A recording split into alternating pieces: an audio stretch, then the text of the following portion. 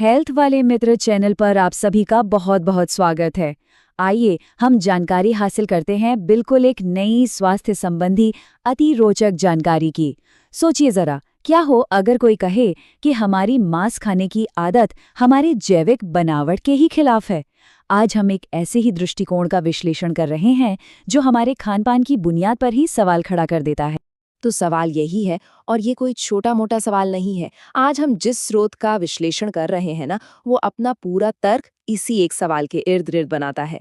तो चलिए गहराई में उतरते हैं और देखते हैं कि वो इस नतीजे पर आखिर पहुंचते कैसे हैं। अच्छा, तो इस पूरे तर्क को समझने के लिए हम इसे 6 खास हिस्सों में बांटकर देखेंगे। हम शुरू करेंगे इंसान के शरीर की बनावट से, और फिर देखेंगे कि इसका हमारी सेहत और हमारे पूरे इकोसिस्टम पर क्या असर पड़ता है। तो चलिए सबसे पहले मुद्दे पर आते हैं। आखिर ये इंसानी खानपान पर बहस शुरू कहाँ से होती है?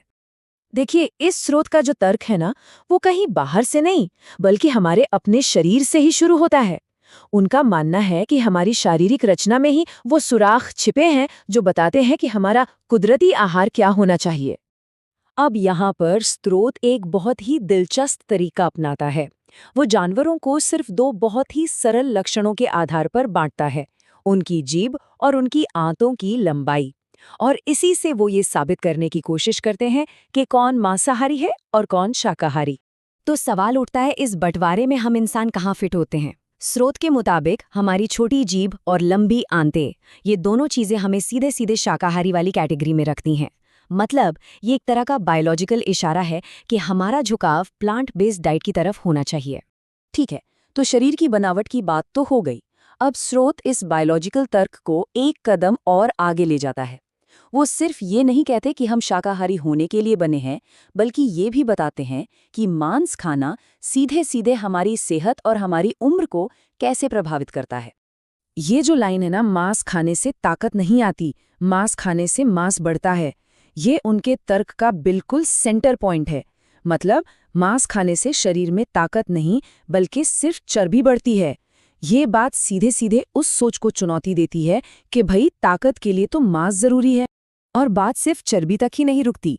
स्रोत का दावा है कि मांस पर आधारित डाइट का सीधा कनेक्शन है हाई कोलेस्ट्रॉल, हार्ट अटैक और ब्रेन हेमरेज जैसी गंभीर स्वास्थ्य समस्याओं से।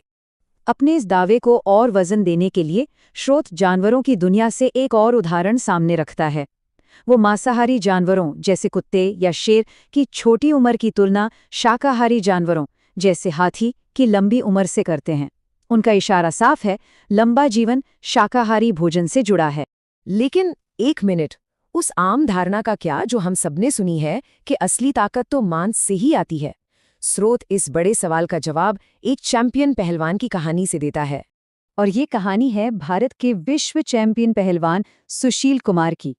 और सबसे दिलचस्प बात यह है कि एक इंटरव्यू के मुताबिक उनकी की पूरी डाइट शाकाहारी थी। दूध, बादाम, फल, सब्जियां, लेकिन मांस या अंडा बिल्कुल नहीं। और नतीजा क्या हुआ? स्रोत के अनुसार इसी शाकाहारी पहलवान ने दुनिया के सबसे तगड़े मांसाहारी पहलवानों को हराया। तो ये किस्सा सीधे सीधे मांस मतलब ताकत वाली पूरी कहानी पर ही सवाल खड़ा कर देता है। अब ताकत की बात को और पक्का करने के लिए स्रोत किसी एक इंसान के उदाहरण से आगे बढ़कर पावर को मापने के एक यूनिवर्सल पैमाने की ओर बढ़ता है, हॉर्स पावर। और यहीं पर तर्क बहुत मजेदार हो जाता है। सोचिए, जिस जानवर को हम ताकत का पैमाना मानकर हॉर्स पावर कहते हैं, यानी घोड़ा, वो खुद क्या खाता है? वो तो खुद एक शाकाहारी है जो घास और चने से अपनी ताकत लेता है। तो फिर सवाल ये है कि अगर जानवरों का मकसद हमें ताकत देना नहीं है, तो फिर क्या है? यहाँ पर ये तर्क किसी एक इंसान की सेहत से आगे बढ़कर हमारे पूरे इकोसिस्टम में जानवरों की क्या भूमिका है, इस पर फोकस करता है। इस नज़रिए से देखें तो प्रकृति में हर जीव की एक खास भूमिका तय है। मछलियाँ पानी साफ करती हैं, बकरियाँ घास को दूध में बदलती हैं। वो हमारे खाने की चीज़ नहीं है, बल्कि इकोसिस्टम के ज़रूरी हिस्से हैं जिनका सम्मान किया जाना चाहिए। चलिए, अब आते हैं आखिरी और सबसे अहम बिंदु पर, जहां स्रोत इन सभी तर्कों को एक साथ जोड़कर एक बुनियादी सिद्धांत पेश करता है, कैल्शियम साइकिल, जिसे वो हमारी सेहत की नींव बताते हैं। स्रोत का मानना है कि हमारे शरीर की असली नींव कैल्शियम है। यही वो तत्व है जो हमारी हड्डियों को मजबूत बनाता है और यहाँ तक कि खून बनाने में भी मदद करता है। और ये कैल्शियम आता कहाँ से है? स्रोत के अनुसार एक परफेक्ट नेचुरल साइकिल से। देखिए, शाकाहारी जानवर घास खाते हैं, उनके वेस्ट से मिट्टी में कैल्शियम और दूसरे न्यूट्रिएंट्स पहुंचते हैं। फिर पौधे उन न्यूट्रिएंट्स को सोखते हैं और जब हम उन पौधों को खाते हैं तो वो पोषण हम तक पहुंचता है। और यहीं पर ये पूरा विश्लेषण हमें एक बहुत बड़े सवाल के साथ छोड़ जाता है।